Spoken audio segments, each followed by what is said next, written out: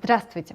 Сегодня поговорим о семье, о том, какими бывают семьи, как в них складываются отношения и как их можно улучшить. Также обсудим, как создается семья и почему похищение девушек и брак по принуждению недопустимы. Все мы много раз слышали, что семья– это основа общества. С этой фразы начинается и Семейный кодекс Кыргызской Республики.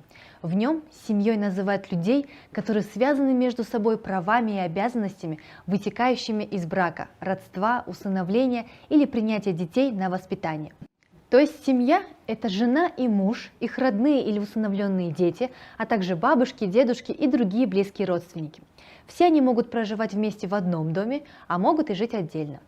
Семья может быть маленькой, родители и один или двое детей, а может быть и большой, когда в семье проживают бабушка, дедушка и другие родственники, братья и сестры родителей. Бывает так, что в семье только один родитель, папа или мама. А случается так, что детей воспитывают только бабушка с дедушкой или другие родственники. Семьи бывают разные, и все они заслуживают уважительного отношения. Подумайте, а кого вы могли бы назвать своей семьей? Попробуйте в свободное время вместе с родными составить санджиру, геологическое древо своей семьи. Благодаря этому вы узнаете много интересного и нового о ваших родственниках. Вы могли заметить, что семья часто объединяет в себе людей с очень разными интересами и характерами. Некоторые из них могут даже не ладить друг с другом, но все равно считать себя семьей. Как вы думаете, что объединяет людей в семье? Брак, юридическое оформление своих отношений, рождение детей, кровное родство, совместное проживание, общее хозяйство. Но достаточно ли это для того, чтобы семья была крепкой и дружной? Что еще для этого может быть нужно?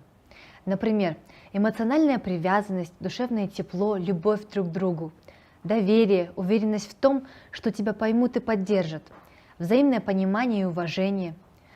У взрослых есть жизненный опыт, и, конечно, поэтому к их мнению стоит прислушиваться. Но и взрослым стоит проявлять уважение к личности ребенка, его мнению, интересам и желаниям. Уважение личного пространства и личных границ взрослых, а также детей. Например, не входить без стука в чужую комнату, не читать переписки своих родственников, не рыться в их карманах, не обнимать человека, если он этого не хочет, позволять ему побыть наедине с собой, когда это нужно. Забота друг о друге. Например, при необходимости один член семьи может прийти на помощь другому. У каждого члена семьи есть свои роли и обязанности. Кто-то зарабатывает деньги, кто-то больше занят домашними делами, уходом за маленькими детьми, пожилыми родителями или кем-то, кто болеет. Конечно, эти роли и обязанности могут сочетаться, меняться со временем, и они никак не зависят от пола. Зарабатывать или заниматься домашними делами могут оба родителя или один из них. Все эти вещи в сочетании друг с другом делают группу людей семьей. В каждой семье возникают споры и конфликты между детьми и родителями, между детьми, между родителями и бабушками с дедушками. Это совершенно естественно и неизбежно. Главное, чтобы в спорах люди проявляли уважение друг к другу, не говорили чего-то такого, о чем потом будут сожалеть, не допускали физического насилия и не угрожали друг другу. Насилие в семье, взрослых над детьми, между супругами разрушает семью и оставляет психологические травмы на всю жизнь. Человека, который может ударить, избить, запугать, лишить материальной или другой поддержки, будут бояться, но уважать и любить никогда. Насилие порождает только насилие. А вот взаимное понимание – важная часть хороших отношений. Для того, чтобы оно присутствовало в вашей семье, важно делиться друг с другом своими переживаниями, радостями и печалями. Например, не стоит копить в себе обиду или раздражение. Лучше тактично рассказать близким об этом, показать им свои чувства и эмоции, но при этом не обвинять и не оскорблять родных. Для того, чтобы в семье было принятие, важно не только любить родных, но и видеть в каждом из них личность, уважать их взгляды, убеждения, желания и интересы. С какими-то идеями близких можно не соглашаться, но отказываясь принять точку зрения другого, важно не отвергать самого человека. Участие и готовность помочь должны быть искренними и взаимными. Для этого важно научиться ценить интересы других, относиться к ним с такой же важностью, как и к своим увлечениям. Крепкая и дружная семья, где царят доверие, уважение, любовь и взаимопомощь – это важнейшая опора в жизни. Подумайте, как в вашей семье принято поддерживать друг друга.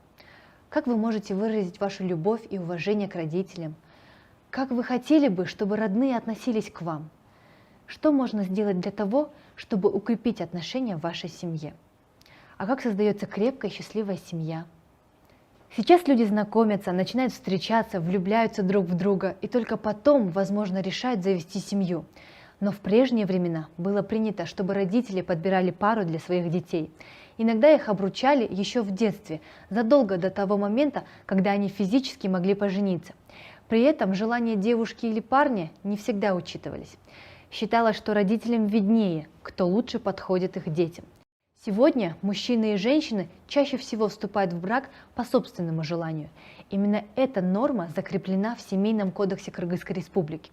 Говорится, брак – это равноправный и добровольный союз между мужчиной и женщиной, заключенный при свободном и обоюдном согласии сторон в установленном законом порядке с целью создания семьи.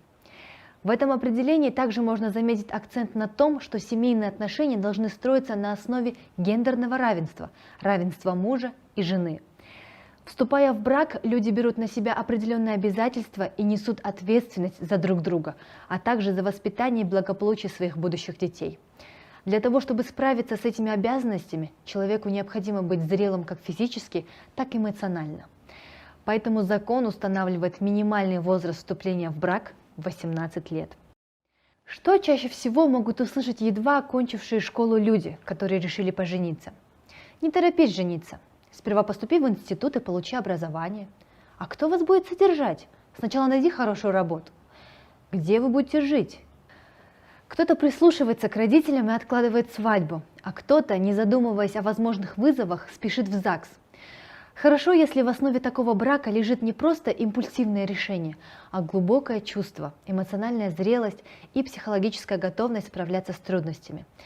Но часто вчерашние школьники бросаются в омут с головой и думают, что их горячая влюбленность победит все проблемы. Но чувства быстро проходят, бытовые трудности оказываются непосильными, и молодые расстаются.